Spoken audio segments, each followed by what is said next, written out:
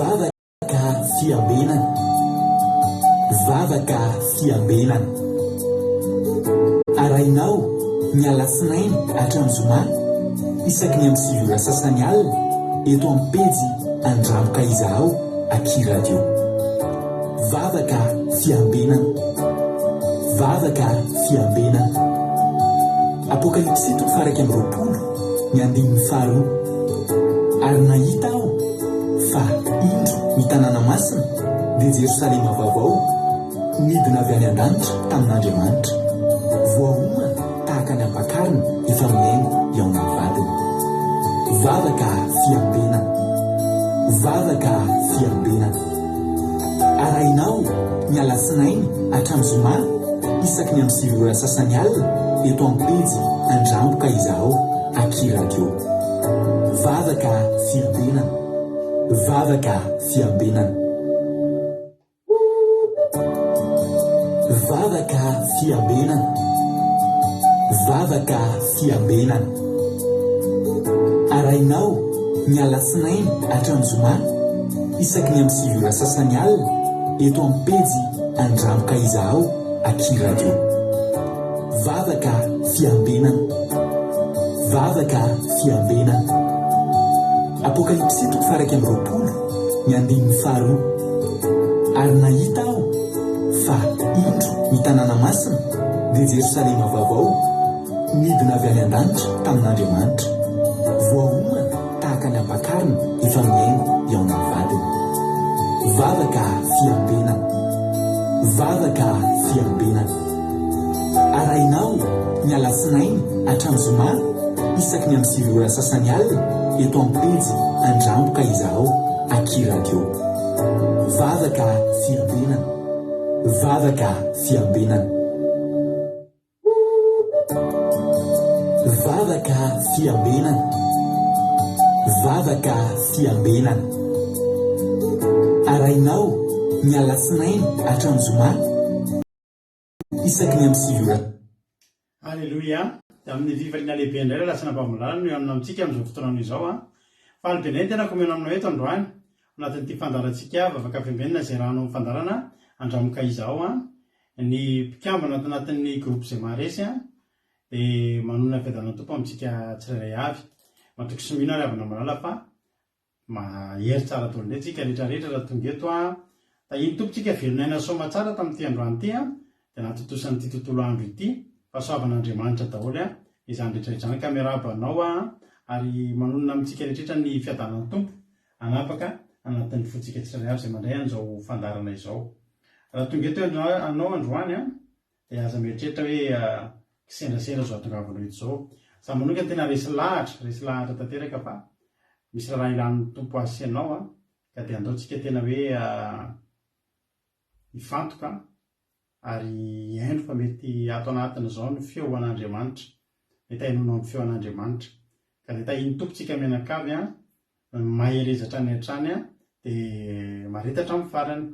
Ho antsika izay fampaketo ihany koa dia faly be foana izay mahita anareo ary miaraban'ny ranabavy Androandry niditra voalohany teto androany. Ranabavy Androandry izay miditra voalohany eto moa anareo izay tsy mahalala izay tafiditra voalohany dia azo tsodrano mahafinaritra be ary ranabavy Androandry niditra voalohany teto androany dia omena tsodrano izy miaraka amin'ny nareo any Koweïty, Arabia Saoudite, any Madagasikara, any Chine, ireo izay somary taratara connexion indrindra zany dia omena tsodrano miaraka amin'ny ranabavintsika Androandry. Alleluia. Amin'ny bokin'ny Joël, mahafinaritra be ity tsodrano ity. Amin'ny bokin'ny Joël toko faharoa dia ny andininy fa 13 hatramin'ny fa lavalava hatramin'ny fa 17 ary dia tsodrano mahafinaritra be mihitsy izy ity. Bokin'ny Joël toko faharoa. Ny bokin'ny Joël zany dia aneriny any Osea dia alohan'ny Amosa. Aneriny any Osea sy Amosa zany Joël toko faharoa andininy fa 13. Anaran'i Jesosy, ary anareo ary zanak'i Ziona miravoravo sy mifalia amin'ny Jehovah'Andriamanitra reo fa hanome anareo ny loha orana onona izy dia handatsaka ranon'olona mivadravatra ho anareo, eny ny loha orana sy ny faraorana aloha. Dia ofeny valo ny famolona ary ohatra ny vata fanatazana ny divay sy ny divino ary onerako anareo ilay taona nohaniny valala dia ny koraika sy ny sopanga ary ny kijeja izay miaramilako betsaka narefako amely anareo. Ary inana anareo ka ho voky ka hiderany Jehovah Andriamanitra reo fa mahagaga ny fitondrany anareo ary tsy homenatra mandrakizay ny oloko. Dia ho fantatrareo fa ho voan'ny Israely ary zany Jehovah Andriamanitra reo fa tsy misy hafa ary tsy homenatra mandrakizay ny oloko. Halleluia, amen. Inona tsy mono azapaina amin'izany fa dia hisokatra ho anareo any ny lanitra dia rotsaka ny ranonora mbatravatra. Halleluia, loha orana sy ny faraorana ho ilay tenin'Andriamanitra. Tahiny tompo dia ho anao am-pifaliana fa tsodrano mampe avy amin'Andriamanitra izany. Tahiny tompo andondry nanarakaraka azy tao Zamina kamaradin'i Jesosy, Angelina Diamant, Erika Raka, Jessica Patitsi, i Aingo Nirina Andrina Solo, Mampionina, itody Raony Soameva, Fanila Zafondramanana, Tozy Jesosy mandrakizay, ary ty zanay de Madagasikara, ny ana maheno soa, antaloha averiko efa diviny ka averiko tenenina mantsy dia hoe ho teneniko anareo daholo efa iza daholo moa nareo ireo satria misy olona mantsy vaovao zao mijery antsika eto dia mba tiako misy manontany ary rianiny reny ava izy Ando Andria avy aty Frantsa, Zamina kamaradin'i Jesosy Frantsa, Angelina Diamant Chine, Erika Raka Frantsa, Jessica Patitsi Frantsa, Alléluia, Aingo Andrina Solo Frantsa, Mampionina Frantsa, itody Raony Soa Frantsa, Soameva Frantsa, Fanila Zafondramanana Frantsa ihany koa, Tozy Jesosy mandrakizay Allemagne, ary ty zanay de Madagasikara, Frantsa, ny ana maheno soa Italie, Alléluia, tadidiko daholo fanomezana Juliana mbola tsy fantatro, afaka manoratra hoe fanomezana Juliana dia tadidy amin'ny manaraka $100 Koweïty, Rabakanana France, Lovritina France, $100 Koweïty, izy koa Kadaka France, Asiny Apôstôly Madagasikara, Rahalalainta iny Jesosy, Nambintso Koweïty, Mami Koweïty, Geneviève Andriamananjara France, Jesosy Mandresy Mihaja Madagasikara, Razana Soa Sylvie Koweïty, Kodaleoni Koweïty, Arabie Saoudite azafady, Ando Andry, Angelina Diamant, tadidiko daholo Razana Monika Koweïty, Alléluia, Andolina Suzelle Suisse, Angelina Rodriguez France, Yama Koweïty, Rodine Koweïty, Tsirambaramiel Nambina France, zay daholo ngambe efa teniko daholo Iaina France, ao ambadimbadika eo koa Iaina mijery antsika, aloha mba tsara fantatra ohatr'izay ano mantsiny tahiny Jesosy ary tsika rehetra efa mahazo lazaina mba maneran-tany kely any mantsiny tsika reto zany dia tahiny tompo daholo na rehetra rehetra tonga soa falibe zay tsodranony Erika tamin'ny 2020 ny ho azotsika io ho azo ny azonareo androany io. Mahafinaritra fa nareo mahatsara mitsotra aminareo daholo ao arindrino indray zao tsika rehefa ino moa tsika volana iny tsika zao tonga dia amin'ny Pentecoste keka any arinan'ny Pentecoste any mihitsy tsika ny amin'ny alohan'ny grande vacances any mihitsy tsika vao hanao fivadikanina kely indray dia rehefa fitapitra ny fivadikanina dia mahazo tsodrano takany mahazatra. Angelina Diamant Chine nefa nyteneko teo felana rakoto France, hatreto zany dia mpanaraka antsika eto Frantsa ny tena betsaka indrindra, Angelina Rodriguez Arabie Saoudite, izy koa zay daholo ngambany teo zay daholo. Fary mahita anareo dia tahin'ny tompontsika rehetrarehetra, Selina Rosemina France, menao zatritra ndao tsika aloha hivavaka, ndao hivavaka dia resadresaka kely tsika dia hanomboka ny hira sy ny atory-tentsika rehefa avy eo. Alléluia, ndao ary tsika aloha ametraka ny fotoana am-pilatan'Andriamanitra dia ndao ampandrosotsika nabavintsika Razana Soa Sylvie avy any Koweïty, izy no hitondratsika ao anaty vavaka fanomboana amin'ity androany ity. Tahiny tompo Razana Soa Sylvie anao ny fitenenana. Likelitsika azafady.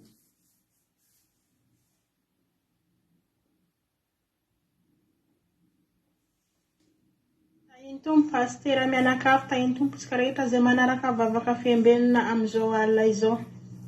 Mbola hiaray vavaka ary isika hanombohantsika amin'ny fotoana. Tompo Andriamanitra rainay io, misaotra anao izay mbola nitantaninao sy nirovanao nandritra ny tontolo andronay ka mbola tafavory amin'izao alina izao. Tsy nierinay Jesosy malalo ny fatrarana izay fa noho ny herinao, fitiavanao, famindramponao taminay tsirairay avy. Koa mangataka aminao izay Jesosy malalo amin'izao alina izao. Aoka ny fanatrehanao Jesosy malalo hanjaka eto amin'ity vavaka fiambenana izay eto any amin'ity alina ity. Ary ny mpanomponao izay hamaky ny teninao sy pastera Milabelotra izany teny izany, Jesosy malalo tendre ny lelany mba ahafahany hanazava izany aminay tsirairay avy, hampita ny teninao aminay tsirairay avy. Ary izay hampiany koa Jesosy malalo ataoko mpiany mpankatoa fa tsy mpiany mpanadino. Ary ny olona izay mbola eny an-dalana maniry hanatrika izao vavaka izao, ianao Jesosy malalo hanafainga ny diany mba ho tonga soamantsara amin'ity vavaka fiambenana ity. Ary devoly izay manelingelina ny koneksionay Jesosy malalo na any amin'ny pastera na amin'ny mpiano amin'ity vavaka ity, didiko tsy hanan-kery tsy manampahefana amin'ny ran'i Jesosy Kristy tompony sabato fa torako amin'ny ran'i Jesosy Kristy. Koa mino a Jesosy malalo fa manatrika etanao amin'izao alina izao. Ny fanatrehanao Jesosy malalo no ilainay amin'ity alina izao. Misaotra raha io. Halleluja. Amen. Halleluja. Mankasitraka indrindra andranambavy Silvisika tao anatin'izay vavaka matsiro nanomboana ny fotoana izay.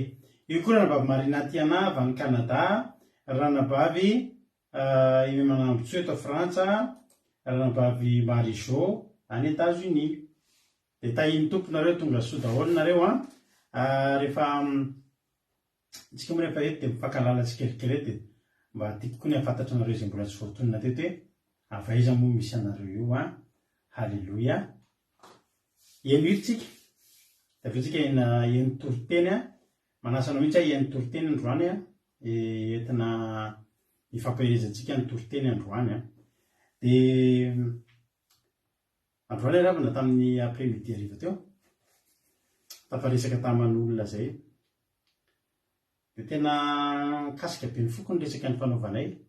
Iny moa zatra ny fanonresanay resaka fiainanao Madagasikara, mpanompon'Andriamanitra izy ale mpanompon'Andriamanitra efa niarana nompo an'Andriamanitra taloha elaela tany. Zao mba zavatra ny teneniny ry havana malala. Zao izy izy aty ozy izy betsaka ny olona miverin-dalana. Mpiara-manompo an'Andriamanitra tolona betsaka no miverin-dalana. No ninona hozy zareo mahatonga ny olona miverin-dalana? No tsy fisimbola hozy izy.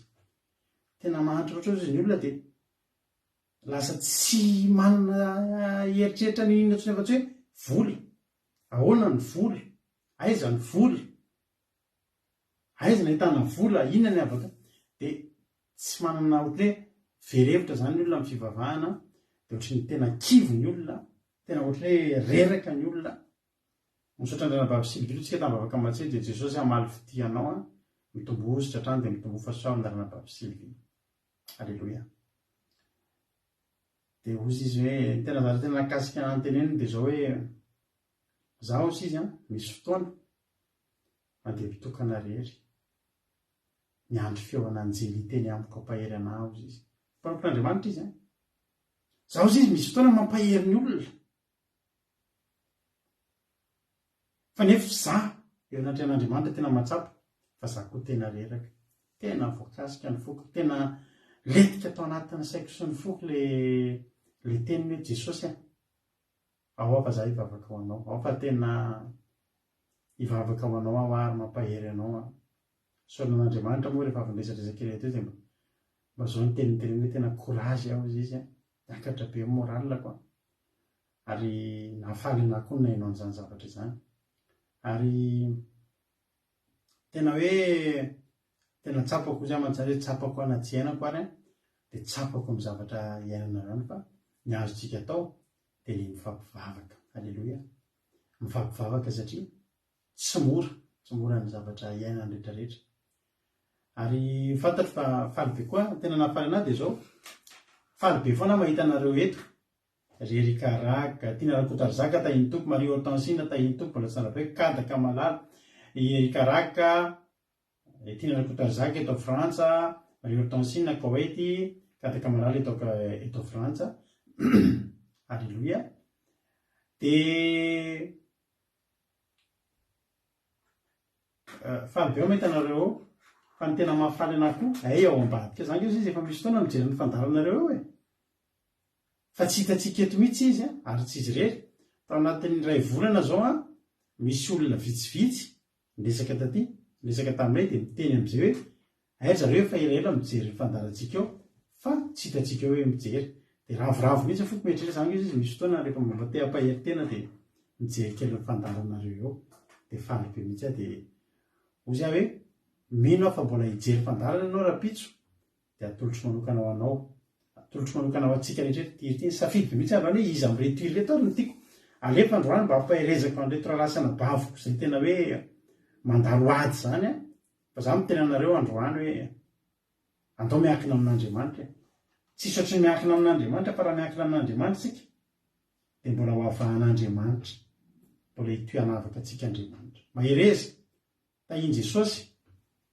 fa tsy manary antsika io Andriamanitra io na dia ho levona azy izy zao tontolo zao ianareo tsy mba ho levo vonoko. Alleluia.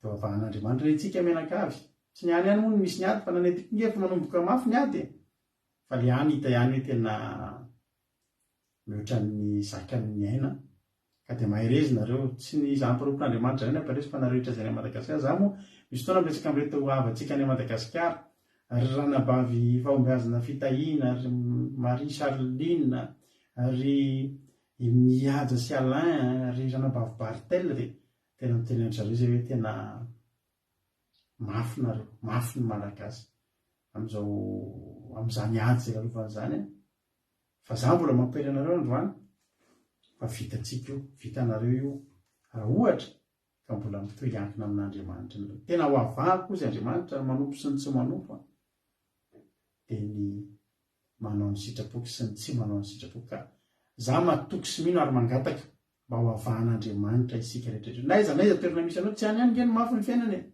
aty Frantsa koa fa manomboka mafy zao ny fiainany ny vidin'ny anina zany nge moa dia aloha parmois eo fa raha dinihanareo ny vidin'io toy ny energie atsika etony ny vidin'ny herinaratra sy ny sisa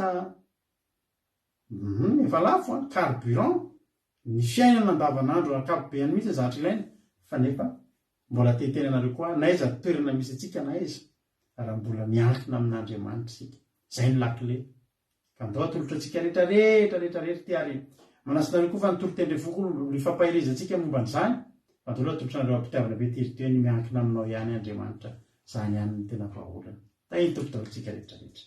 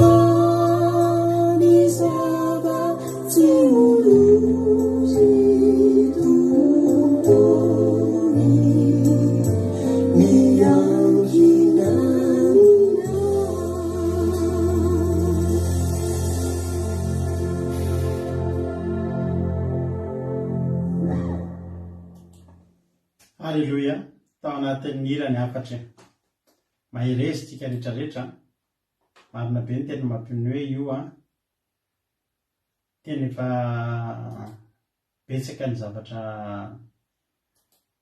mitranga am'izao fotoana eritreretinareo am'izany hoe ao anatiny ke zany ao anatiny ke zany le avana hoe mety nareo mety tsy mampino raha tsy ao anatin'le aditsika mety hoe mety tsy ao anatin'le fahasairana tsika de mety ametsiny hoe tsy efa simbolako hoe de ampivelin-danana fa niretsaka izay mivady tamin'ny teo am-pisakafoanana teo de tena mieritreritra n'izany tokoa hoe saingy mety tsy lalovana le izy de mety mora ny mety mora ny ammetsin'ny olona hoe zareo hoe zany de tsy vavahana fa raisinao fotsiny hoe za zao ohatra raha ohatra zany za zao anao ty fandarana ty de taloha nanaovana ty tsy ny sakafo fanaona de nefa koa anao ty fandarana ty fa ny rapitso na nohoan'ny ankizy rapitso varena ary tsisy de hifantoka ve za eto azoko antoka ve hifantoka eto hoe matanjaka be zany fony de sio tsisy an'izany tsika tsy manano lamba Jehova fa ny mifampivavaka ny tena zava-dehibe mila mifampivavaka itsika mila mifanohana mbavaka itsika ary tena hoe mila manao sitrapon'Andriamanitra andao ataotsika izay ahatonga atsika ao anatran'Andriamanitra olona ho avahan'Andriamanitra Andriamanitra keravina tena manavaka Andriamanitra za mbola mampaela atsika tsy miova tena tsy miova Andriamanitra fa tena mbola manavaka Andriamanitra ary mbola fotoana ny fitahian'Andriamanitra zao mbola fotoana ny fahasoavana zao ry havana aza manary toky ary indrindrindrindra aza miverin-dalana zany aza miala amin'Andriamanitra zany aza kivy zany raha hiala amin'Andriamanitra moa tsika ho aiza zao ary tsika mivavaka mbola zao vavaka ngely havana io mahatonga atsika mbola mijoro ohatrany io hoe tanan'Andriamanitra ke mbola mahatonga atsika mbola mijoro ohatrany io hoe fa raha tsisy tanan'Andriamanitra vesaka tamintsika no mipika kely amin'io adi-piainana io mipika hoa tena mety misy nanombinana kely tsika ka ho aiza tsika raha tsy vavaka aza mba manao an'izany mitodika aminareo rehetra izay mety hoe mandalo ady mandalo iry havana ary tena tsika tsy maty ny fahantrano zany tsika raha mbola mitoky amin'Andriamanitra tsy maty ny anohanana zany tsy zany no mahafaty atsika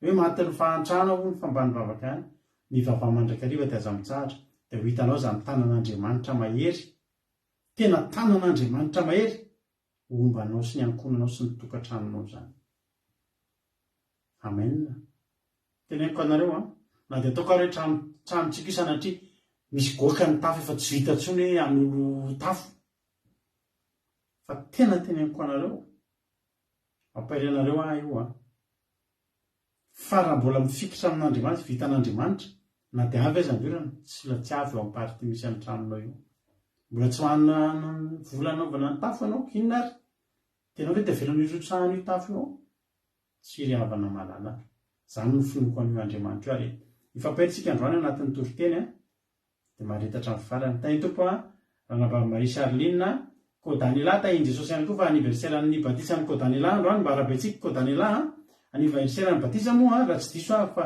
arivariva teo koa vao sendra tafiditra anaty groupe aniversaire ny batisa fa tsy aniversaire anao kavany de ndao mba irary soa ny Kodanila tsika aniversaire ny ina moa aniversaire ny batisa ny androany de ndao tsika halleluia ndao tsika tena hoe anao irary soa azy fa zava-dehibe loatra izany hoe natratra ny batisa aniversaire ny batisa tahiny Jesosy de maharita hatramin'ny farany isika rehetrarehetra tanapitahiny teo koa Kodanila de maharita hatramin'ny farany mijoroa hatramin'ny farany fa le hatramin'ny farany iny ny tena zava-dehibe sotra marizao tamin'le fanampiana tamin'le fitenena tahiny toko ary tsika rehetrarehetra ndao tsika hiankina amin'Andriamanitra zay ndao hiankina amin'Andriamanitra zay sisa ny vahaolana nefa koa tsy hoe zay sisa de io tsisy afa-tsy io fa io mihitsy ny tena vahaolana io mihitsy ny tena lalana miankina amin'Andriamanitra tahiny toko ary tsika rehetra eny toko tentsika maharita hatramin'ny farany ranabavy Anjasikapaty no hitondratsika anatin'ny tenin'Andriamanitra androany de andao ara-pandrotsika avy hatrany izy raha isoarany baibolinao mangala toerana tsara vita ny toro-tenina dia miverina eto miaveratra ny toro-teny tay tompo mbaviaja hanao ny fitenenana pastera tainy tompo tsika menakavy misaotra an'Andriamanitra lehibe indray tsika ry havana raha mbola afaka mahazo tombonandro anio ahafahantsika indray miaino sy mandray ny teniny. Iny ane ka mba ampahery ahakasika olona maro fa indrindra anova olona ny fandenesana izao fampianarana izao, izay fampianarana isakarivo isakalina eto amin'ny andramboka izao. Ka ny teny fampianarana entiko amintsika anio ry havana dia hitantsika ao amin'ny epistilo any Hebreo toko 10:9-13. Rehefa hitantsika dia vakiana amin'ny anaran'i Jesosy. Ary ny oloko marina dia velon'ny finoana. Efa 2 taona lasa ry havana ny soratra masina ny familaza ny amin'ny andro farany ny tsy maintsy trangano ny ady isan-karazany firenena mandrafy firenena ny arety mandringana ny fikorontanana mihoron-tany ny zavatra rehetra izay iainantsika amin'izao fotoana izao dia tena izao ny hoe vaninandro iandrasana ny fiavian'i Jesosy Kristy, vaninandro farany, izay vaninandro mafy tokoa nefa dia tsy maintsy hatrehana. Toe-pana manao ahoana ary ny tokony ananantsika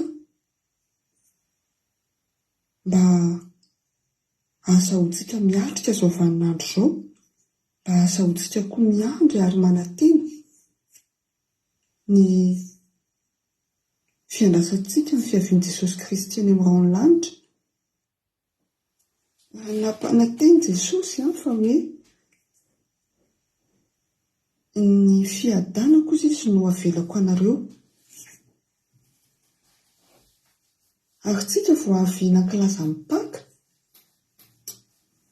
dia io tenin'i Jesosy Kristy io ry havana no arena ho antsika kristianina, satria izany fiadanana navelana izany dia fiadanam-po, filaminan-tsaina, fiadanana anaty manontolo raha mino marina tokoa tsika. Famantarana avokoa na ny ady na ny mosary na ny arety mandringana, famantarana efa nilazainy hoe mialoha ny fiaviany. Kanefa ny zanak'Andriamanitra marina dia tokony tsy hanana fiahiahina mafy satria manana ny fiadanana navelana io tsika. Ny toe-panahy zany raha tena zanak'Andriamanitra marina isika dia miaina amin'ny finoana, tsy miaina amin'ny finoanan'Andriamanitra fotsiny fa miaina amin'ny finoana ny teny fikasana.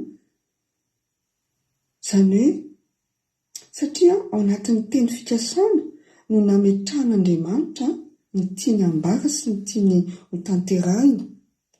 Dia inona ary no tokony ataontsika hiatrehana izao vaninandro izao? Ao amin'ny Asan'ny Apôstôly 10 ry havana dia Paoly nilaza hoe efa noraisinareo ve ny fanahy masina fony vao mino ianareo. Izany hoe raha mino izany tsika dia tokony manana fanahy masina ao anatintsika, na hoe Jesosy Kristy miasa ao anatintsika. Rehefa avy nankilaza ny Pasika tsika, Pasika moa izany dia ny antsika dia hoe fandreseny nandresen'ny fahafatesana fitsanganan'ny tany maty. Izany hoe vita ny ady fa araka ny toro-tenitsika tamin'ny sabata dia hoe tsy ilay Jesosy zanak'ondry intsony izy fa ilay Jesosy lioan'ny Joda, izany hoe nahazo ny fandresena izy nandresina ratsy rehetra izy. Andriamanitra mahery izy izany manana ny fahefana rehetra ka raha nandray azy mariny tsika dia tsy zavatra tokony atahorantsika amin'izao andro faran'izao. Satria izay rehetra manaiky fa Jesosy Kristy dia maty teo amin'ny hazo fijaliana ary nitsangana nandresy ny fahafatesana, dia manaiky azy izay olona rehetra manaiky azy no idirany amin'ny alalan'ny fanahy masina. Ka izay zava-miafina izany dia hoe Jesosy Kristy miditra ao anatin'ny olona tsirairay. Ka ninona izany sedra zava-sarotra ianao dia apetraka ao aminy fa izy no miady ho anao. Izay ny tenin'ny soratra masina, izy no miady manatanteraka izay teny fikasana tanteraka izay inonao. Tsy maintsy maka ny teny fikasana izany sika ho fiarovana, inona teny fikasana, satria ao anatin'ny teny fikasana no azahoantsika ny famonjena. Ao anatin'ny teny fikasana io tsika no mahazo ny fiarovana. Ny soratra masina hoe raha tsy amin'ny finoana tsy misy azo atao, azahoana sitraka aminy. Izany hoe azahoana sitraka amin'ny Jesosy Kristy, amin'Andriamanitra izany. Dia raha miaraka amin'ny Jesosy Kristy izany tsika dia miaraka nandresy fahafatesana izy dia tsika koa izany raha miaraka aminy dia mandresy koa tsika miaraka aminy amin'ny zavatra rehetra. Kanefa ao anatin'izay fiarahana amin'ny Jesosy Kristy izay dia ny devoly koa miezaka manao izay andrangotanao ary manao izay andravanao izy. Ka Kristy izany Kristy ao anatintsika no entintsika misehatra ny zavatra mandalo eto amin'izao tontolo izao ity. Kanefa rehefa tena manapa-kevitra isika ny havana, ny velona amin'ny finoana dia misy ady lehibe roa, satria ilay Satana koa tsy mipetrapetraka dia izao ny ady voalohany dia ny ady anaty ao anatintsika izay tsisy mahita fa tsy tsika sy Jesosy irery ihany. Dia io izany ohatra ny filana, ny asa, ny fiavina vonana, betsaka ny ady anaty izay tsy resinao, fa tsy maintsy manana an Jesosy ianao vao maharesy anazy. Satria Jesosy ao anaty ihany no ahafahana mandresy anazy, andresenao an'izay filana sy fakapanahy isan-karazany. Dia misy ady ety ivelany indray ohatra ny fanaratsiana, fanenjehana, fanakiviana. Dia izao fotsiny ataonao mangina ianao, mizaka tsy miteny fa Jesosy efa niteny hoe afa maliana fa mangina fotsiny. Dia mivelona amin'ny teny fikasan'Andriamanitra izany, tsy mila mizaka manohatra, fa ilay ratsy tena tsy maintsy mitady foana izay hevitra rehetra amindanana antsika. Dia araka izany ry havana dia tena hoe raha inona ny tokony toe-pananana antsika ny andro izao fiavian'i Jesosy Kristy izao dia andramo fa tsara Jehovah manana fahasahina miara-dia aminy, fa mila finoana sy fankatoavana, mila mandeha amin'ny famasinana antsika, mila manao ny marina na ny mitako na ny tsisy mahita fa dia manao ny mety, fa tsy rehefa tsisy mahita dia ohatra ny asa misotro toaka na ohatr'izay, satria mbola be be fakapanahy.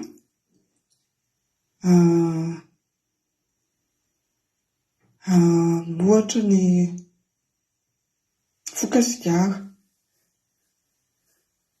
Raha tiantsika izany no voatahiry amin'ny finoana dia miezaka mamaky ny tenin'Andriamanitra amin'ny Baiboly, satria ao anatin'ny Baiboly ao ihany no ahitantsika ny fiainana. Mitombotsika amin'ny finoana sy amin'ny fankatoavana raha tena miezaka mitady, ary raha tena tian'Andriamanitra tsika dia manao izay sitrapony, izay famarinana. Dia mampiatra izany izay fanirian'Andriamanitra dia mamaky Baiboly dia mivavaka mitokana, satria na Jesosy ary dia mangataka mafy mivavaka foana izy, nitokana foana izy, mangataka fanahy-masina na ampitsika. Dia ny firenena ry havana afaka hataovana ny tenin'Andriamanitra. Fa Jesosy Kristy efa nandresy izao tontolo izao. Miara-mandresy amintsika raha ohatra ka mifikitra sy makatoa ny teniny. Fa izy tsy mba mandainy Andriamanitra, tsy mba mandainy. Rehefa miteny izy dia tanterahiny. Jesosy Kristy dia tsy miova, omaly io ampitsy mandrakizay. Dia efa nilaza izy fa ny oloko marina dia mivelona amin'ny finoana ny tenin'Andriamanitra. Dia mahay resitsika ry havana, dia samy mijoro tsara fa efa tena tonga ny fambara rehetra fa efa akaiky ny fiavian'i Jesosy Kristy. Dia engany ka samy hiazona n'izany finoantsika izany tsika hatramin'ny farany, mba hiara-belona, hiaraka handray an'izany fiainana mandrakizay miaraka amin'i Jesosy. Dia miandry ny fiavinany amin'ny rano lanitra. Dia voninahitra ny eo an'Andriamanitra irery ihany. Alleluia, amen. Alleluia. Mankasitraka indrindra ny zanabavintsika aja sy kapatitsika tao anatin'izay tenin'Andriamanitra, tena nahafinaritra mitondra antsika ao anatin'ny finoana izay. Alleluia. Andriamanitra manan-keram-pahasoavana anie amary fidianao dia mitombohy fahasoavana, mitombohy sitratrany ranabavy hiaja sy kapatitsy. Alleluia. Andriamanitra maro fity, misaotra antsika rehetra koa mankasitraka azy amin'ny famampahery andreo foana fankasitrahana izay ataontsika ireny, ka dia tahin'ny Tompo isika mianakavy. Alleluia. Resaka finoantsika androany, ary ilaintsika miresaka an'izany androany. Alleluia. Hoy ny tenin'Andriamanitra hoe Hébreux 10:7, ary ny oloko marina dia ho velon'ny finoana, fa raha mihemitra izy dia tsy sitraky ny fanahy. Ilay tapany voalohany no resahantsika androany. Mazava ho azy fa tsy ho sitrak'Andriamanitra foana tsika raha mihemitra, ary raha mihemitra tsika, mihemitra amin'ny finoantsika, dia karazany tapasaraka amin'Andriamanitra tsika, ka aza mihemitra fa tsy sitraky ny fanahin'Andriamanitra izany. Olay tenin'Andriamanitra hoe ary ny oloko marina dia ho velon'ny finoana. Izany hoe raha hiteny zany tsika hoe ny mampadeha ny fiarakodia anankiray dia misy solika ao anatiny. Inona ny mahavelona ny tômôbila io? Ilay solika natao tao anatiny. Inona ny mahavelona n'ity akoho kely ity? Ilay ampondro nomena anazy. Inona ny mahavelona n'ireo écran ireo? Ny courant nomena anazy, ny courant natsatoka aminazy. Inona ny mampadeha ny fandarantsika io? Ny connexion izay mitondra azy makany afaka miampitana ny sary sy ny feo. Ary inona zany no mahavelona antsika? Iza moa ilay itsika?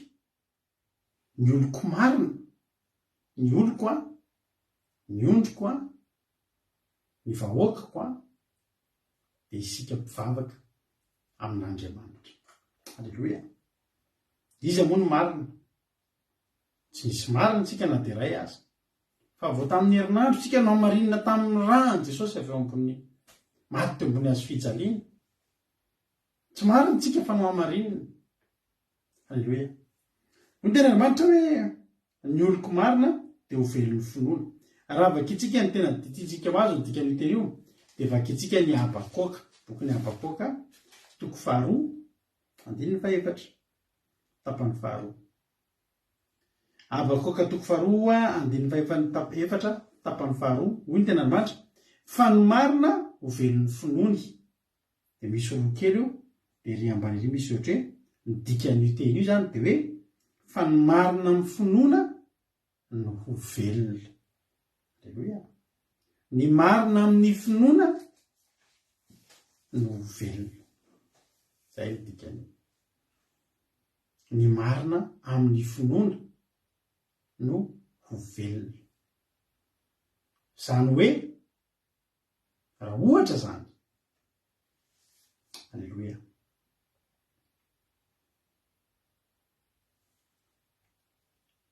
Ao amin'io mahazanak'Andriamanitra anao io mihitsy no ampiasainao ny finoana ho an'le rainao, de inona mahavelona. Be dia be ny olona tsy mivavaka any, mahafantatra n'Andriamanitra any, fa tsy mino. De betsaka ny olona mivavaka ihany, kristianina ihany, fa tena resy. Satria maninona? Tsy mampiasa ny zavatra izay tokony ampiasaina izy, de ny finoana izay ahafantarana antsika. Ina moa ny dikan'ny finoana? Ambany azy ika dia efa makina atao hoe finoana. Hebreo 12:1. Andininy voalohany. Hebreo 12:1 andininy voalohany. Maro izay tsy mahalala iny ary ny atao hoe finoana. Aminaran'i Jesosy ny finoana, ary ny finoana no fahatokiana amin'ny zavatra tenaina, fanehoana zavatra tsy hita. Halleluia. Ny finoana zavatra maniditsidina zany raha vakitsika. Ny finoana no fahatokiana, matoky aloha zany ianao. Inona le atokianao io? Mbola zavatra mbola vao antenainao koa. Ary inona le zavatra tenainao? Zavatra tsy hita. Ny finoana zany dia zavatra tsy hita, miainga amin'ny tsy misy, mbola vao antenaina, nefa atokisanao. Alleloia. Zay ny atao finoana. Ampianariko ino ianao androany? Zay ny atao hoe mino. Matoky ianao matoky be fotsiny ianao. Inona ny atokinao? Zavatra antenaina zany ma, zavatra mbola vao avy, nefa ianao efa matoky sady. De inona zany le zavatra atokisanao le zavatra ao antenaina, fa iza le izy nge tsy hita atokisako fotsiny fa misy ihany. Zay ny atao hoe finoana. Raha zavatra efa hitanao manangasanga io diso hoe mino tsy mino intsony ny dikan'izay, efa manantena zavatra hita sisy ianao. Fa ny mino dia matoky zavatra antenaina izy, nefa le izy ary mbola tsy hita hoe aiza. Zay ny atao hoe mino. Ary zay no mahatonga antsika hoe mila miditra lalina amin'izany finoana zany tsika.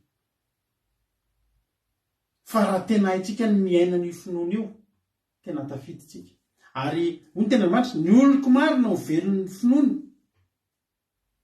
Hoy ny nareo koa minomino foana. Tsy hahery dia eritreretin'ny olona minomino foana mihitsy. Fa za mampairanao nefa ny androany, tena minomino iano fa tsy minomino foana. Tsy mino zava-poana tsika, fa mino zavatra izy na dia mbola tsy hitatsika azy. Tsy tsika ireny ke minomino foana. Ny mpanompo sampy dia minomino foana ohatra tsika koa. Sa anao tsy efa nahita mpanompo sampy mitahiry voanjobory ao an-trano, eo am-baravarakely? Tena minomino foana zareo hoe torahana amin'ino no mpamosavy dia tsy mahetsika. Tsy haiko aloha izay fahamarinana izany. Za raha manana voanjobory, menany mampionina iny asinena matavy, an'le maridrihatra tsara iny tsy torahana mpamosavy reny fa hohanina. Fiainana efa sarotra ity mbola tahirizina torahana mpamosavy, fa minomino foana koa zany minomino foana zany minomino foana ohatra antsika ihany koa. Fa iza ny velona?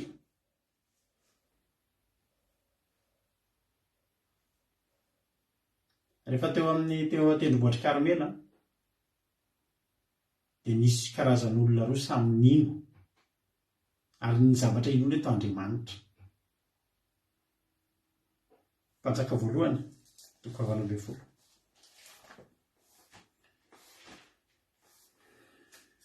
Mpanjaka voalohany 12.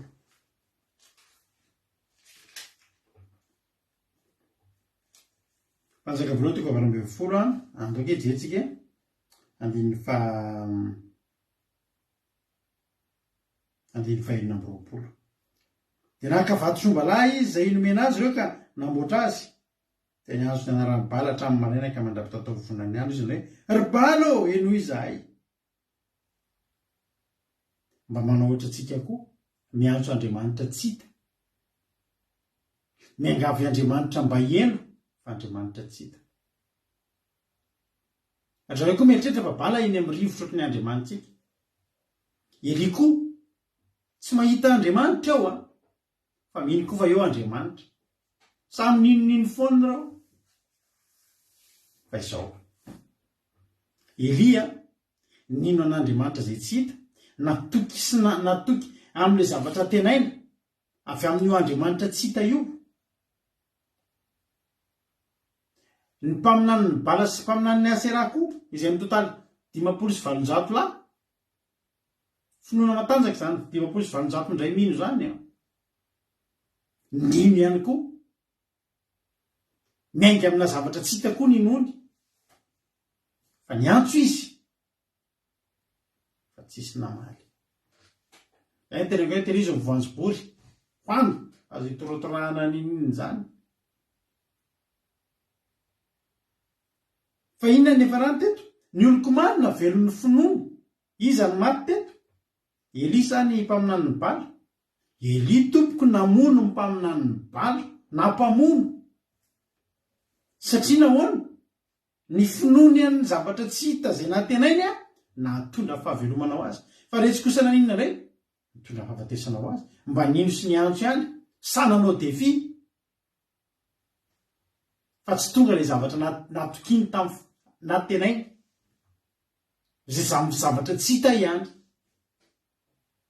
fa ny tsika rehefa Andriamanitra tsy hita io hoy Jesosy rehefa tonga avany ilay vehivavy tena narary nandritra ny 12 taona hoy Jesosy any amin'ny Matthieu 7 any hoy Jesosy hoe ny finoanao no nahasitriananao inona zany tao anatin'ilay vehivavy nisy fanehoana zavatra nisy fahatokiana ny zavatra tenaina tamin'ny fanehoanan'ilay zavatra zay tsy hita hoe zahako rangaha hikasika an'io fotsiny dia sitrana ny forono tao anatin'ny sainy zany tsy mbola niseho tamin'ny gazety zany hoe ity zany misy fomba fatao raha eo amin'i Jesosy nareo ny zavatra tao dia izao atao zikasianareo ny lambany tsisy ny tenen'izany tao fa zao natoky ity vehivavy ity an'ilay zavatra ho atenainy ary fantany fa na dia tsy mbola hitany masony azy afaka iseho zany zavatra zany zay ny atao finoana alleloia sitrany izo Jesosy any Matthieu 7 misy temana hoe lehibe ny finoanao lehibe ny finoanao tonga avy aminao araka zay ninonao zany hoe le zavatra mitranga zany rehefa kitsika zay teny zay alleloia any amin'ny Matthieu 7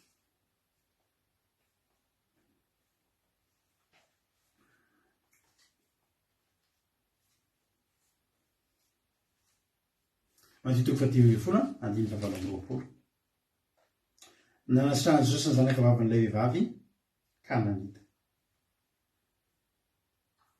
ho le vehivavy marina zany toko 7 fa na dia ny ambokely aza mba mihinana zay sombitsombo ny latsaka avy amin'ny latabatra ny tompony any tena maro Jesosy ka nanao taminy hoe raha vehivavy lehibe ny finoanao tsy mila metrahan-tanana ianao tsy mila délivrena ianao tsy mila entina mbavaka ntsony ianao fa zao fotsiny inona ny ninonao inona ny tao an-tsainao tao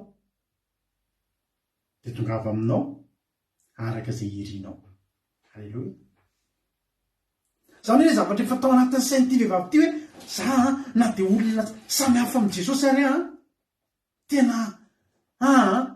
tena manaiky hafa hositraniny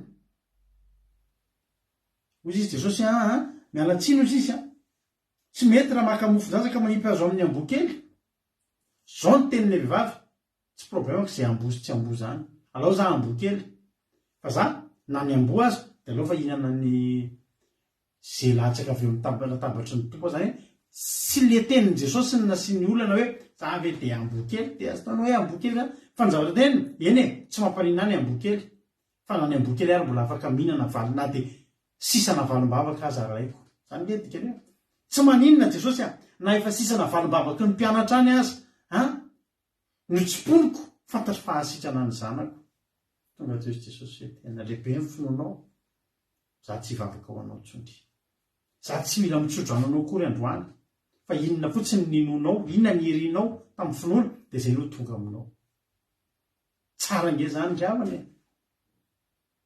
zany hoe ianao zany raha nanana finoana ngezabe no azonao raha finoana kely ny azonao dia kely ny azonao sady dinareo le vehivavy sy le zaza le manano tena tamin'ny androny Eli azafady ilay resaka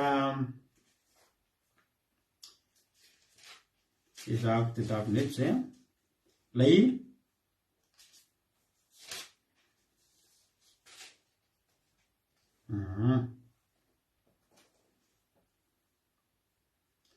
lay ao amin'ny mpanjaka faharoa nampitombony Elisa ny dililon'ilay vehivavy maty fady.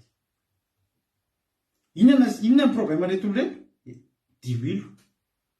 Tsy nanana ninona tsony nefa zareo mpivarotra diloilo. Diloilo ny fond eo ampelantanany. Diloilo ny zavatra fahanetina miainga. Elia tsy nanome anazy mofo. Mbola mety sarotra aminy zany.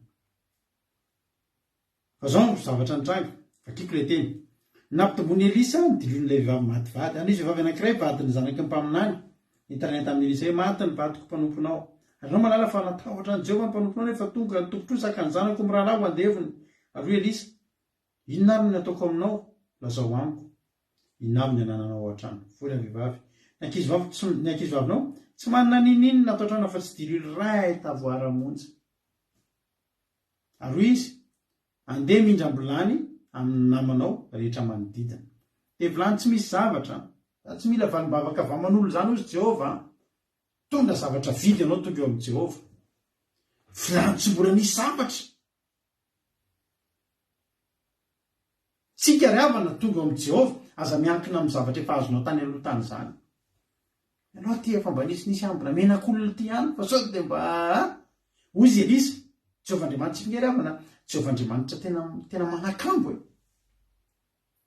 Andriamanitra rehefa hitanao tsy mila zay vola maloto azontsika tany aloha tany mihitsy. Tsy mahagaga tsika rehefa rehefa tena anatin'Andriamanitra ohatry ny fongatra zany ohatry ny fongany zany ny ampelantanana. Remarkenao taloha tsika mpanao afera maizina ohatra vola maloto sy ny sisa.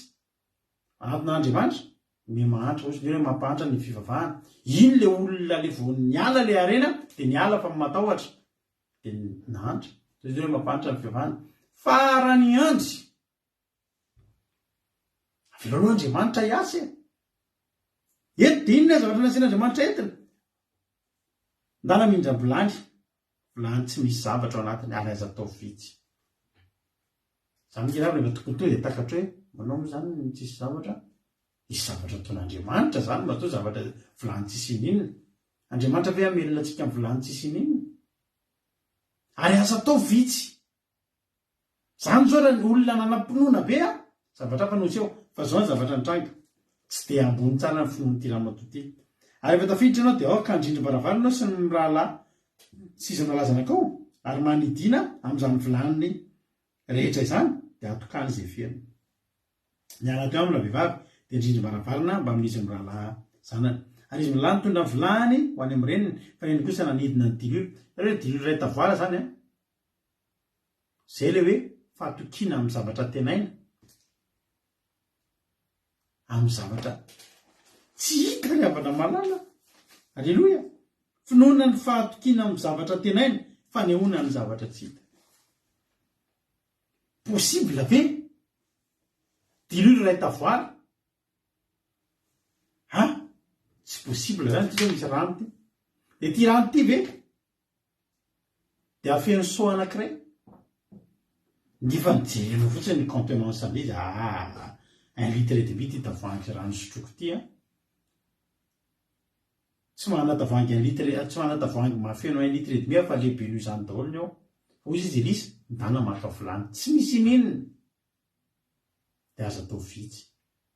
Eo zany dia fatao dia miankina amin'ny zavatra tsy hita ianao, manana tena zavatra tsy mbola hitanao ianao hoe misy miracle zay fotsiny fa alay fotsiny vilany aza sy ny dia azo atao vitsy nandraraka am'izay lokolokolokolokolokolokolo feno ny vilany indray eo aloha dia efa gaga fa eo anao le miteny hoe zay le zavatra natenaiko zavatra mbola tsy hita zavatra mbola ho avy aiza zay dililo eo izy ny olona ozy anao dananao laivo ny vilany le vilany tsy feno le dililo tsy mitombo raha tsy eo ny vilany hitatazana azy iny vilany hitatazana azy iny le finoana iny le finoana le dililo to ato le dililo ao ray tavoara ihany io raha tsetsehanao io dililo io tsy na izy andrefa an'io na izy ray tavoara io fa eo am'izay zany miankina amin'ny finoanao inona ny finoanao vilany be debe ny finoanao io ny ankina ny atafavoahanao dia zao reny kosa nahidina dililo ary noho ny feno ny vilany izy tamin'ny zanany hitondray vilany ray hafa koa dia ozy ireo taminy tsy misy vilany tsony dia avy raha vehivavy tamin'le landroatra kizokisa izy tsy misy vilany tsony ary dia iny vao tsisy le vilany dia inona zavatra antrany nitsahatra le dililo ho atao hoe zao ary le dililo ray tavoara raha ny vilany asiana azy aza tsy misy zay zany ry havana ny définition amin'ny finoana ny définition amin'ny finoana le dililo ray tavoara efa teo iny amenna fa aiza ny finoanao vilany firy ohatrany ahoana ny angezany io ny finoanao io amenna azonareo ve zany ny finoana ny fahatokiana amin'ny zavatra tenaina dia fanoana ny zavatra tsy hita tsy possible mihitsiny raha dililo ray tavoara afeno vilany na dia ray azy ka zay mihitsiny le izy fanehoana zavatra tsy mbola hita tsy mbola nisy zany fa zay ny finoana azo tsara ozy marizo alleloia manontany anao ary andro any manaona zao ny finoanao io ambanimbany nefa za miteny anao andro any misy zavatra eo aminao eo misy dililo ray tavoara eo aminao io raha eo ampelantanan'ny olona tsy mino io dia dililo ray tavoara io andro any tapaka tavoara io raha pitso fefana tavoara io raha afaka pitso atsasiky ny fefany raha afaka pitso dia veloma ary dililo raha farak'izay mahitsitsy ary zany fa raha eo ampelantanan'ny marina mino io dia aonao izy le tenin'Andriamanitra ny oloko marina ho velon'ny finoana tsy velony le dililo ray tavoara fa velon'ny finoana amin'io dililo ray tavoara io zany hoe dililo ray tavoara iaingana fotsiny fa ny abetsaka na ny ahakely an'io dia ny finoana apetraka ao anatin'io hoe vilany be dia be ve ny nalaina izy telo mianaka sa vilany kely vilany vitsy ny nalainy satria izy nijery dililo ray tavoara ngery zalafa aza dia azaneniko nao tsy sahirantsika ary zandry fa tena dililo ray tavoara ve dia hitondrana vilany roapolo nefa na vilany arivo aza netiny teo tsy nitsahatra ny dililo ny tsara le dililo ny tsy nisy ny vilany aza diny fa ny dililo tsy arian'Andriamanitra fotsiny zany fa ny finoanao no nametra an'le izy miaraka amin'Andriamanitra tsika aza limiten'Andriamanitra ny problème tsika mivavaka fa tsika any no milimite ny kapasité an'Andriamanitra eo amin'ny fiainantsika any ve dia ho tanteraka izy tsika raha dia amin'ny finoana kelikely any lofa jerenareo daholo raha hitantaritsika alleloia ny zavatra rehetrarehetra ry havana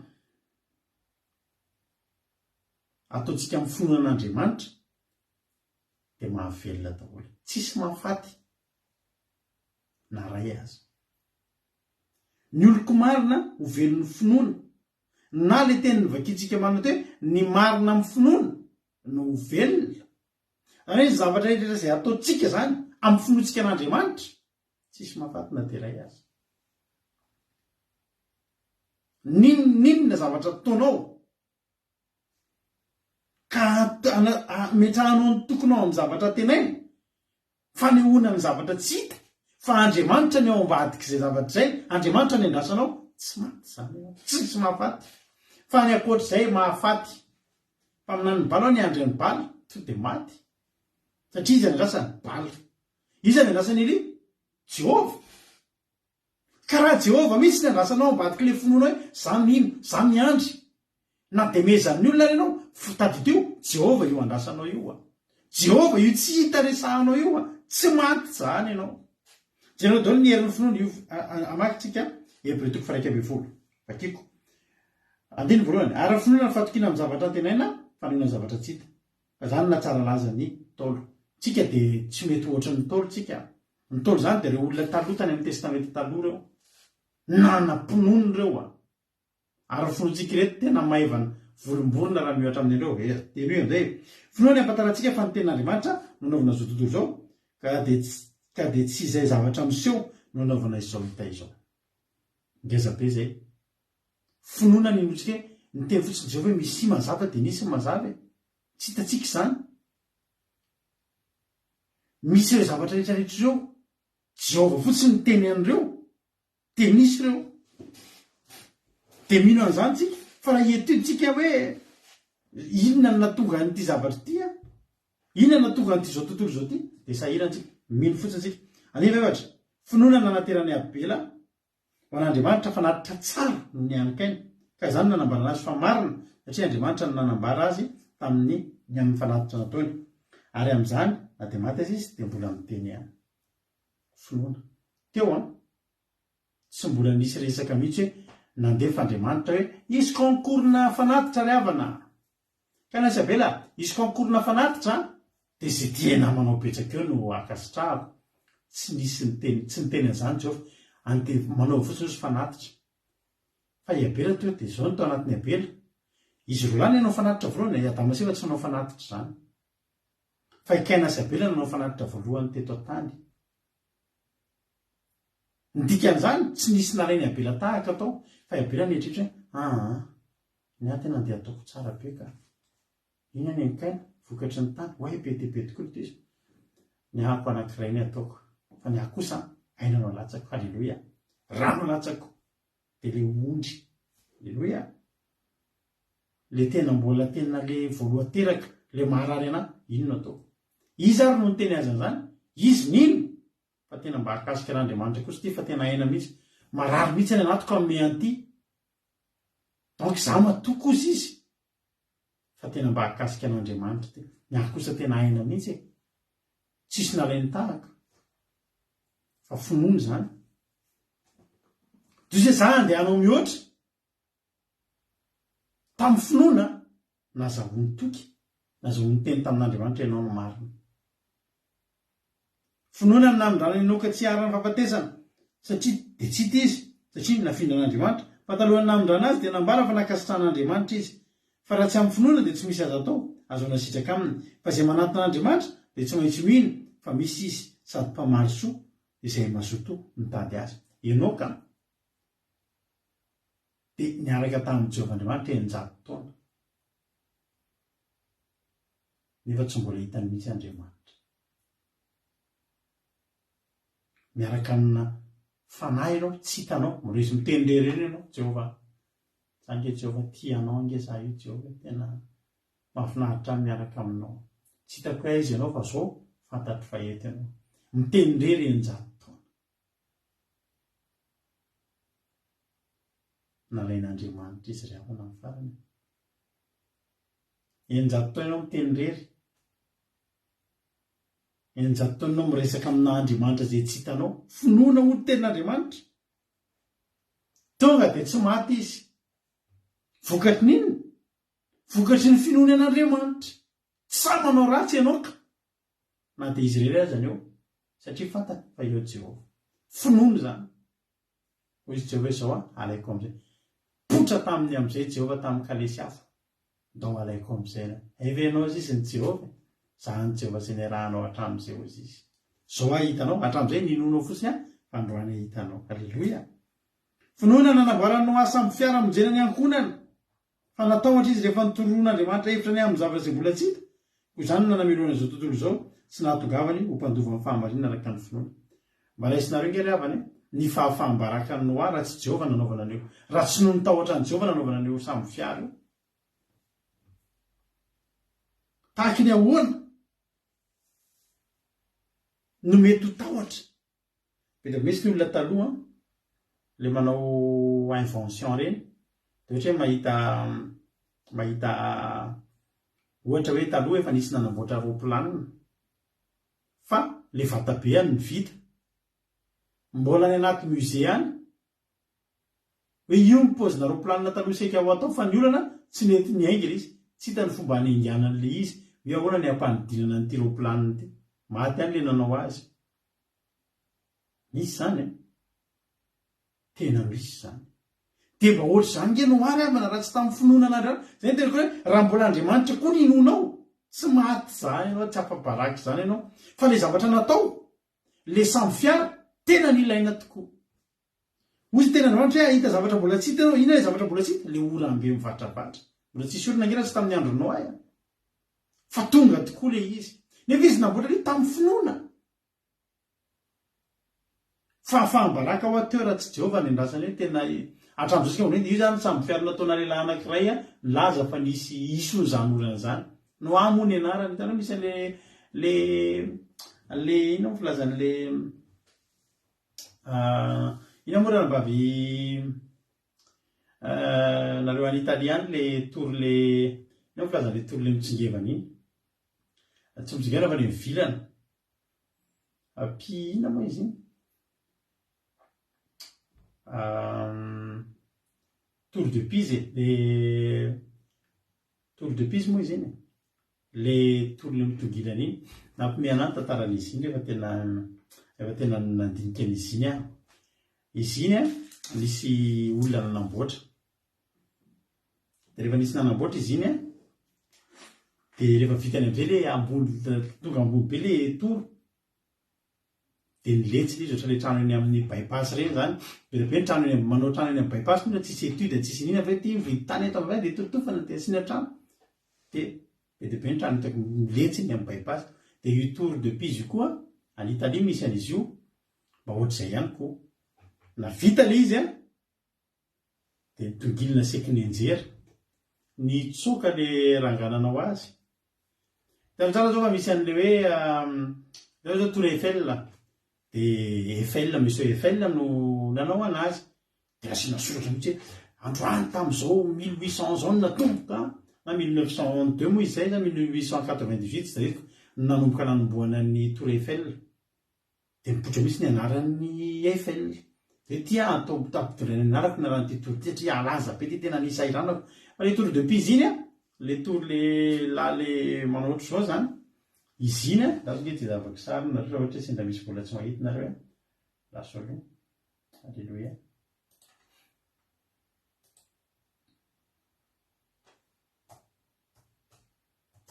Sao dia mbola misy tsy mahita an'izay mantsy dia aloha tsika sary.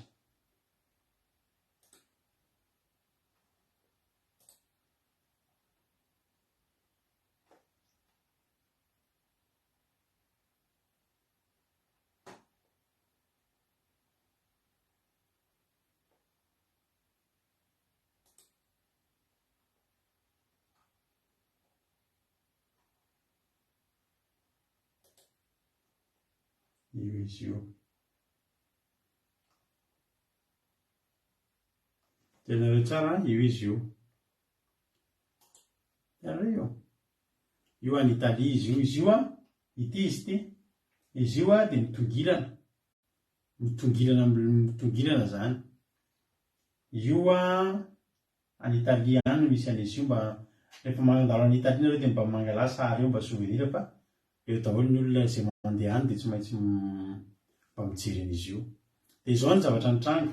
Izy io zao nataon'ilay olona.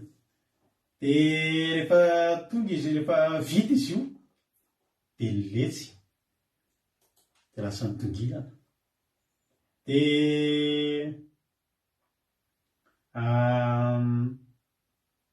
Andriamatoa Boananao Pizanao no nanao an'izy io.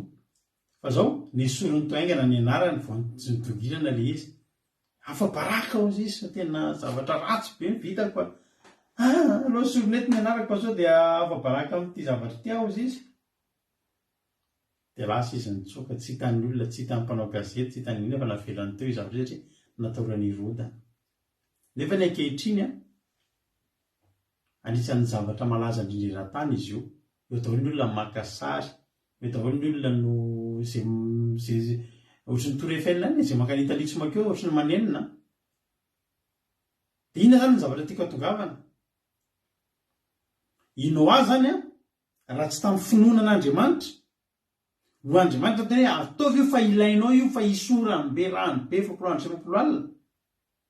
Hatramin'izao tsika mbola te io ny samy fiara nataon'izany lehilahy atao hoe Noa fa nanaonao foana nanofy ririnina dia nisy ny teny hoe manaova ny samby be dia atao inona zao samby be ngezabe io dia mehezan'ny olona. Tsy mehezan'ny olona zany ianao satria ny finoana ny ambadiky ny finoanan'Andriamanitra tsy mahafaty zany, tsy mahafa-baraka. Alleluia. Fa rehefa asian'Andriamanitra atao dia atao. Amen.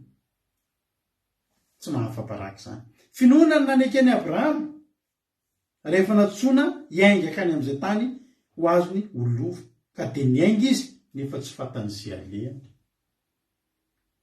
Ianao hoe masamy miainga zay no tena ekeny ny tolo taloha mahery hoe andana ho aiza ndao fotsiny fa tsy mbola fantatra ndao fotsiny andeha andao ndray aman-dreninao ianao hiainga tsy misy finoana zany. Fa ny oloko marinao izy maninona velon'ny finoany velony Abrahama sa maty lehilahy nanan-karena indrindra tao amin'ny Baiboly zany zany Isaka sy Jakob zany mbola tsy nanan-karenao Abrahama zany. Abrahama zany tena mpanan-karena be. Inona natonga azy nanan-karena? Ny finoany an'Andriamanitra. Ary tsy nanan-karena izy tsy nitazy Andriamanitra raha tsy niala teo amin'ny tany io izy ireo. Nefa le tany tsy nitenenina mihitsy hoe aiza any amin'ny tany izay tsy fantany. Finoana ny vainy any tany amin'ny tany izay lazay ny teny fikasana toy ny any tamin'olona toetra anday mba amin'ny Isaka sy Jakob mpiara-mandova izany teny fikasana izany taminy. Fa nanantena azo tanàna ho misy fandrenana izy Andriamanitra ny tompo marika sy mpanao an'izany. Ary nasaraza ho ny ten'Andriamanitra. Dia finoana koa naraisany hery anananaka rehefa nitsahaja azy izy satria nataony fa mahatoky ilay teny ilay nanome ny teny fikasana. Ka dia avy tamin'ny anankiray izay toy ny efa maty ny eviany maro toy ny kitana eny amin'ny lanitra sy toy ny fasika eny ambonin-dranomasina izay tsy hita izy. Ny tranon-jazan'ny Sara efa maty. Anefa tena raha nisy profesera nahay tamin'izany dia ny profesera aloha esorina ny tranon-jazanao. Misy olona efa nasorina ny tranon-jazany maro. Zany hoe rehefa tsisy tranon-jaza intsony ianao tsy possibilité raiky izany intsony. Dia ohatr'izany ihany Sara tao ihany izy fa maty mitovy amin'ny tsy nisy ihany zany. Fa nino izy? Inona ninony? Le nanome an'ilay teny hoe hanananaka ianao. Dia ny oloko marina hoy ny tena Andriamanitra dia velona ny finoana. Dia velona teraka. Ninona no natonga azy niteraka? Lasa tsy momba tampoka ve izy? Nino izy? Nino izy hiteraka? Dia nahatonga fahavelomana taminy aho. Ny marina amin'ny finoana no velona hoy ilay teny tany amin'ny Habakoka teo. Ka marina tamin'ny finoana izy. Mahatonga antsika tsy velona. Tsika tsy nino. Zay fotsiny. Ireo rehetra dia maty tamin'ny finoana nefa tsy volana azy tevizana. Finoana no nanaterany Abrahama ny Isaka raha ny izaha toetra izy. Eny, zanany natokana no nateriny. Naterin'ilay efa nandray ny teny fikasana. Izao no tena Andriamanitra tamin'ny Abrahama natonga azy nanana finoana be. Andifa 20. Ilainy lazana hoe avy amin'ny Isaka no atsoina izay taranaka ho anao. Fa nefitra izy fa Andriamanitra dia mahay manangana ny maty azy ary ohatra ny avy tamin'izany no nandraisany azy. Hitanareo Isaka, i Abrahama efa tenen'Andriamanitra hoe avy amin'ny Isaka no iavian'ny taranaka ao. Nefa ny Isaka mbola tsy nanambady, mbola tsy niteraka. Nasian'Andriamanitra nateriny Abrahama tao fanaty. nameky Abrahama satria nino izy fa na oviana ho vato Andriamanitra efa nyteny fa avy amin'ny Isaka na maty eto ary zany Isaka hitsangana amin'ny maty moa izy dia teraka satria Jehova efa nyteny fa avy amin'iny avian'ny taranako za tsy teraka ntsony izy Abrahama fa avy amin'ny Isaka zany na maty Isaka ain'Andriamanitra manangana an'io hiverina hiteraka indray ho taranako efa nampanantenana zany ny herin'ny finoana zany ravana ary tsisy manam-pinoana ohatr' zany tsika tsisy manam-pinoana ohatr' zany hoe io no antenainao mba azahoana tarana le finovonoana fo izy ny hoe vonoako io ateriko an'Andriamanitra io fa tsisy tsy hain'Andriamanitra za mino fanehoana ny zavatra tsy hita halleloia fatokina amin'ny zavatra tenaina fanehoana ny zavatra tsy hita avy amin'ny alalan'ny tsisy zany ny voiavin'ny taranaka fa tsy maninona fa hain'Andriamanitra zany ningainy ny antsy andeha amin'ony any Isaka hozy Jehova hoe oka halleloia finoana ozy izy nitsova ny Isaka rano any Jakoba sy Esau tamin'ny zavatra ho avy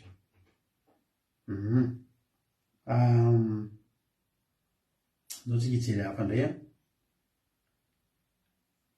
finoana nanafenany ray aman-dreniny Mosesy azy telo volana raha voateraka izy satria hitany fa zaza tsara izy ary tsy natahorany hididiny mpanjaka finoana zany finoana nandava Mosesy zao tsara jereo tsara finoana nanafenany ray aman-dreniny Mosesy azy telo volana fa teneko anao fa raha tsy Jehova ninona tao anatin'io dia izy mivady mety maty niaraka taminy satria nandika lalàna tany zazakely narefa teo amin'ny rano iny Mosesy narefa teo amin'ny ranon'ely raha tsy noho ny finoanan'i Jehova nanaovana an'iny laniny voay tao iny zaza laniny requin tao na laniny voay laniny bibilava tsy fantatro fa satria finoanan'i Jehova hoe ty zaza ty tsy ho faty aminaran'i Jehova tsy maty tonga teo tongotry ny zanaka vavy Farao fa raha tsy Jehova nindrasana tamin'iny raha tsy Jehova ninona tamin'iny niletiky le lakana kely zozoro kely iny maty andrano iny zaza iny fa rehefa Jehova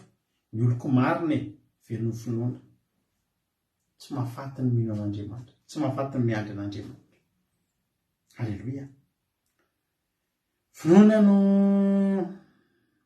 hitana ny ranomasina mena toy ny nandiha tany maina izay mba nandraman'ny Egyptianina ka dia voately izy ranomasina mena lasa tany maina nefa ranomasina tonga dia zao ny tenen'ireo andao fasokafana ho antsika ity finoana andao fa te-iny arona nanokafana an'ity nosokafana ho antsika ity tsy nanokatra nyity fotsiny ohatr' izao Andriamanitra raha tsy ho antsika ity ahoana moa ravana zany mahita rano ohatry ny rindrina be rano ahoana moa tsy atahorana hoe iletik'io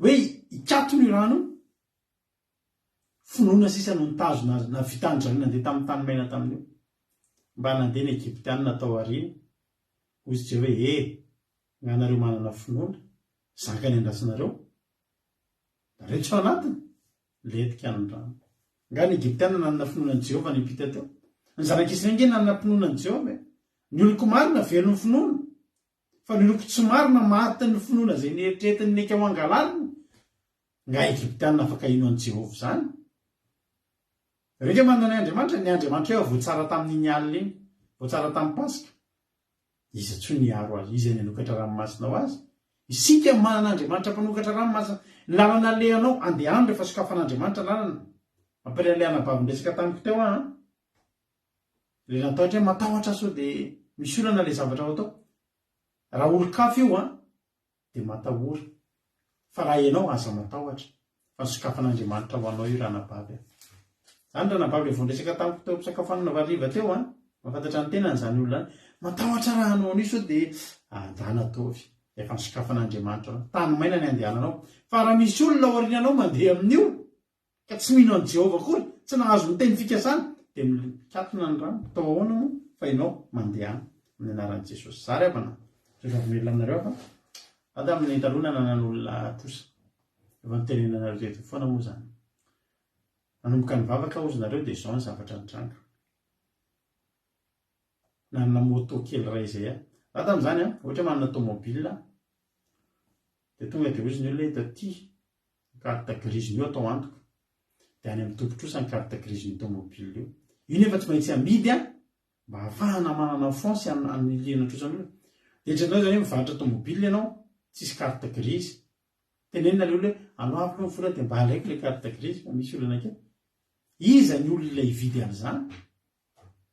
Fa ny anany isy mividy dia nalohany ny vola zay vao nalaiko ny carte grise any amin'ilay olona tompotrosa, meko azy ny carte grise, meko ny volan'ny tompotrosa.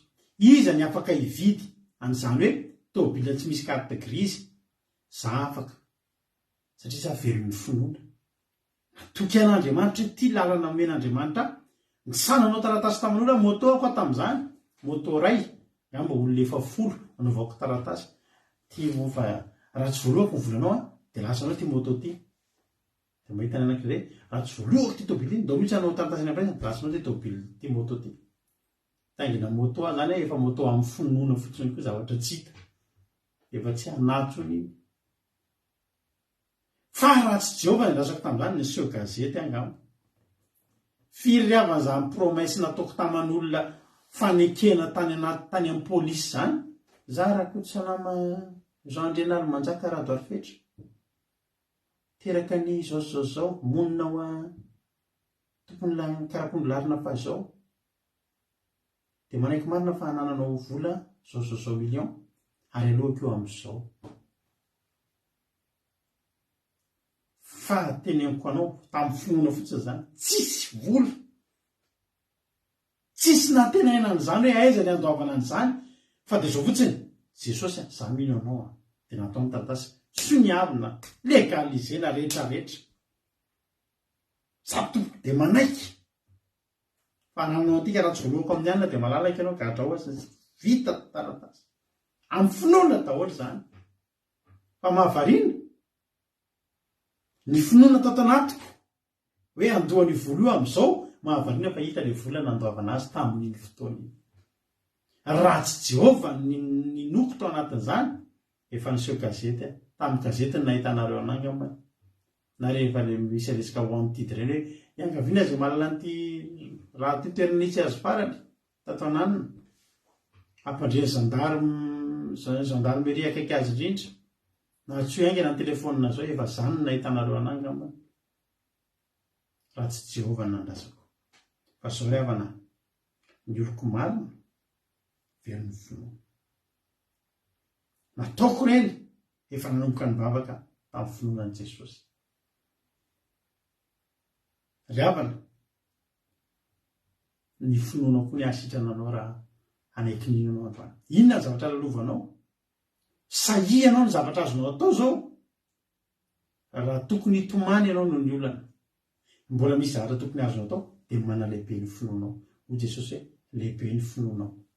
Tonga araka izay irinao. Afaka manonofotsika ao amin'i Jesosy. Ry raha mba zao moa hoe zao ny azao no ozy izy Jesosy hoe kasihan'i Jesosy ilay olona tovitra dia raha pitra hiantso azy. Dia izy hoe tsy masika ampokory izy. Sahi manonofy. Hoy Jesosy lehibe ny finoanao, tonga araka izay irinao. Alleluia. Dia ho tanteraka aminao ane zany. Za matoky fa hitombony finoanao. Matoky fa sako ianao ino. Alleluia. Dia ho tahiny tompany antsika menakavy. Fa mahavelona ny finoana ry havana, mahavelona ny finoana. Zay zao dia tena velon'ny finoana. Finoanan'Andriamanitra, ny andry, zavatra tsy misy. Aiza ny andoavana an'ireto trosa? Efo 1 milliard. Ny tranonao rehetra efa lasan'olona, lasan'ny tompotrosa, na midy mora, ny tomobile samy naka an'izay nalainy olona, tsisy ninona tsony teo am-pelantananao tao an-trano ianao mbola nitafihan'ny dalo tamin'izany raisy kokera, raisy seza salon sisa ny nentina nody. Ireo tsy voabatan'ny jola dia miperatra mariazy. Ny trosa miandry anao efa 1 milliard. Aiza ny voahana amin'ity? Ho Jehova, raha mino ahy ianao dia za mahita lalana ivoahana. Ho izay Jehova, ino anao ary izay. Alleluia.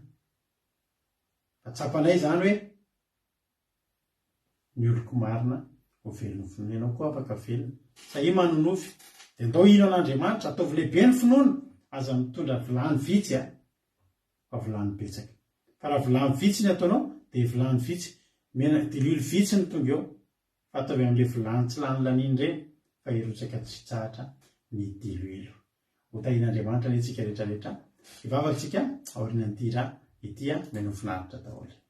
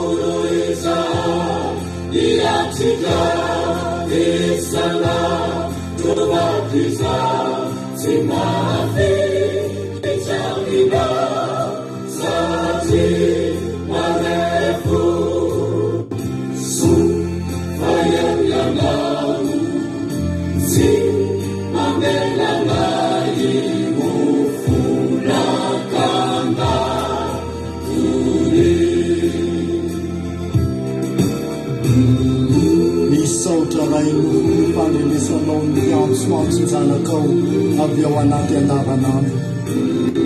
Misaotra noho ny fahendrena natafinao ny fotorovana mba ho antara masoany. Misaotra noho ny valomavaka tsy takatry ny saina amin'ny maha-olon-tsotra, mahatonga na hitraka manantena fifaliana sy fiainana misotra.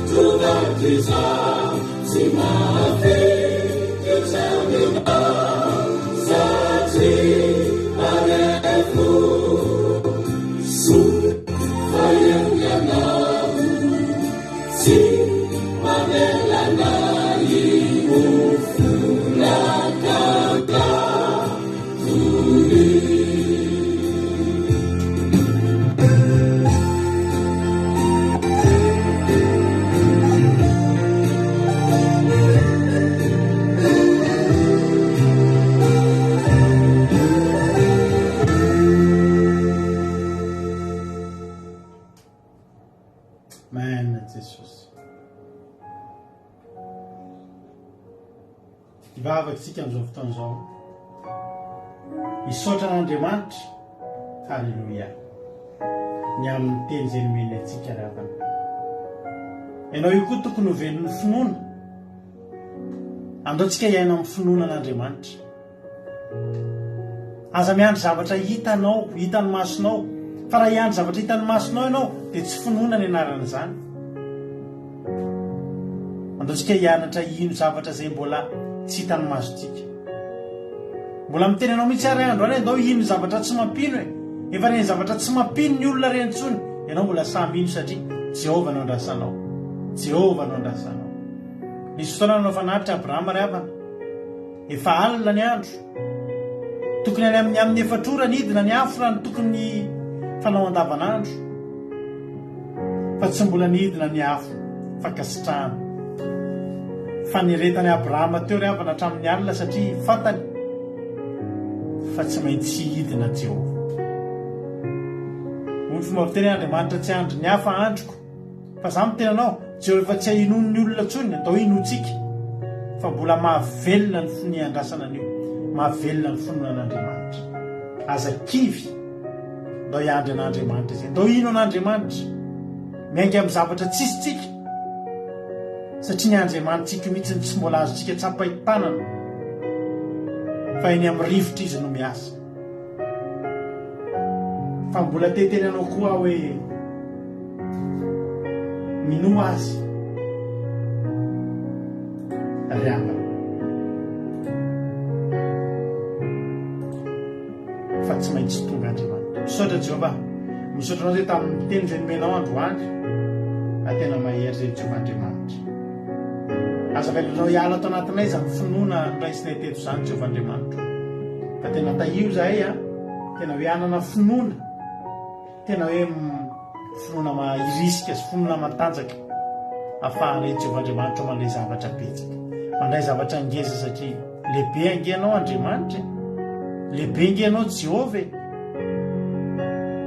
Afaka miandrana zavatra ngezitsika ao amin'Andriamanitra ry havana. Ndao ampitomboana ny finoantsika. Fa tena io ny hahavelona antsika. Finoana sisa no hahavelona antsika amin'izao fiainana izao. Misaotra Jesosy. Tahio ary zay rehetrarehetra mba hitombo finoana dia tahio zay tsirairay avy mba ahery amin'ny finoana. Ary dia amin'ny anaranao Jesosy tsy hisy aminay reto latsaka an-dalana. Fa hitombo be dia be amin'ny finoana zay rehetrarehetra dia tena ho velon'ny finoana tokoa. Voninahitra manao hatramin'izay dia mandrakizay. Tahio ny teny hitombo any anatin'ny tsirairay avy. Aza velanao voatsaingiko ny volonam-piasa Jehovah. Fa tena hoe arovy. Ary amoha avy za tena tianay atinay tsirairay avy. Ny anaranao Jesosy dia voly sy satana tsy afaka hitsaingo ka na dia litera ray tamin'izay nafafy teto azy androany. Fa mivozana nafafy amoha avy za toeny amin'ny fiainanay tsirairay avy. Ny anaranao Jesosy amen. Ivavatsika amin'izao fotoana izao, ivavatsika ho an'ny firenena. Ndao mpanjotsika ny navavatsika Iama, ivavaka ho an'ny firenena. Tany tompona nambavy Iama. Alleluia, tahin Jesosy pastera, tahin Jesosy tsika tsirairay avy tonga amin'izao fandaharana vavaka fiandenana izao. Dia mbola hiara ivavatsika amaranantsika izao fotoana izao. Tsy ivavaka ho an'ny firenena. Alleluia, misaotra anao zay Jehovah malalo, misaotra Jesosy malalo. Noho izany teninao masina izany, misaotra Jesosy malalo fa tena hoe mbola tanteraka teto fotoana rehetra androany. Misaotra Jesosy mbola tena hoe mampitombo finoana ty anatinay ianao ny amin'ny alalana izany teninao izany ka ahatonga anay hipikitra sy atoky anao retiny any. Ahatonga anay tena hoe hitombo finoana aminao Jesosy malalo dia makasitraka anao zahay ny amin'ny mpanomponao na mpitondranao an'izany teninao izany. Tehiriza izay tsirairay avy Jesosy malalo. Ampitomboy ny finoana ty anatinay. Amboary foana, foazy foana Jesosy malalo tena hoe hifikitra aminao rery any. Misaotra Jesosy malalo ny tsirairay avy izay nanatrika teto. Misy matoky Jesosy afa ianao dia hitahiry azy reny ianao dia tena hoe ampitombo azy ireo tsirairay avy ianao dia tena hoe amoha azy reny ary tena hoe anafina anay tsirairay avy ambany elatrana Jesosy malalo ho tsy voatotohan'izao tontolo izao. Zay tena hoe araka ny tena ho tono ny olona mierina. Tena hoe Hatsy ao arapany devoly amin'izao fotoana izao. Indrehetra Jesosy malala mbola nainao izany teninao vely fahasambarana izay. Mbola tanteraka tetra amin'ny fotoana rehetrarehetra izany ka ia hivavaka izay amin'izao fotoana izao Jesosy malala ho an'ny firenenay. Dia ianao mahafantatra izany firenenay izany, ianao mahafantatra Jesosy malala fa ny firenenay dia tena ao anatin'ny fahoriana, tseritsina, ny aretina, ny ady an-trano, ny tsy fandriam-pahalemana. Jesosy malala hatreo izany firenenay izany. Hatreo Jesosy malala fa tena hoe ianao reriana izay tokisana, ianao reriana mahafantatra sy mahabany olona anatin'izany firenenay izany. Hiriza Jesosy malala ampitomboy ireo izay mitory ny teninao, tena hoe hitory ny fahamarinana, hitondra ny vahoakanao, tena hoe amin'ny alalan'ny fahamarinana tokoa. Dia tehirizy Jesosy malala amin'ny tsirairay avy izay efa mitoky aminao, tena hoe hatreo Jesosy ary manana aretina, dia ianao ny nanapaka azy ireny, ianao hoe tena hoe tsinja azy ireny, ireo tsy manan-kialofana Jesosy, ireo izay eny amin'ny fonja Jesosy apitraka mandrakariva, ireo izay ianarany tsy fandriam-pahalemana Jesosy, hatreo avela mamela treo dia fianakaviana tsirairay avy ny ankohonanay Jesosy ao anaty izany firenena izany. Dia mahatoky anao izay Jesosy malala fa tena hoe hitahiry azy ireny ianao, tena hoe akofanao amin'ny alalanao ranao sarobidy maty ambony azy fijaliana izany firenena izany. Makasitraka ray masina tsara indrindra dia voninahitra tolotra anao raha isaraketsy amin'izao fotoana izao. Ny anjelinao masina ilay Jesosy hitovy manodidina anay tsirairay avy, tsy toy ny idiranay teto, ny voanay teto ny tsirairay avy, fa tena hoe atsapa tokoa, fa tena hoe voakasika ao tamin'izao fotoana izao. Dia makasitraka ny amin'ireo mpanomponao nitondra fotoana androany, teo ny vavaka fanomboana, teo pastera namelabelatra, teo rabako nitondra ny teninao. Dia makasitraka ray masina tsara indrindra dia voninahitra tolotra ao anao mandrakizay voninahitra ny ho anao misaotra Jesosy. Alleluia, amen. Alleluia. Makasitraka ny ranavavy amiko tamin'izany vavaka matsiro mahambe zany Andriamanitra manankiray pasoavana ny amaly fitianao ranavavy ama, dia tongava amin'ny ambondrina mitombozy mitombo fahasoavana, dia maherezatra any amin'ny asan'Andriamanitra. Alleluia. Tapitra koa ny fandarantsika.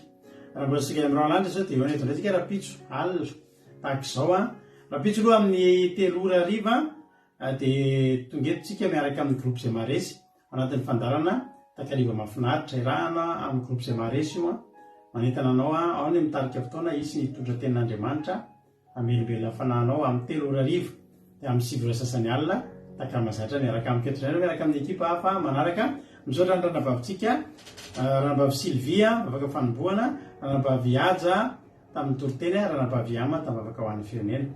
Tany tompo daholo akiradio radio 102.4.com afahanao meno nonjapeo akiradio mandeha andro aman'alina misy toriteny isaky ny adiny 3 amin'ny 7:07 maraina amin'ny 7:07. Mbola velonao radio zao fandana zao rapitso amin'ny 10 raha mbola maniry ny aino ianao. Samita iny tompo misaotra anao niaritra ny hatramin'ny farany. Halleluia, amen.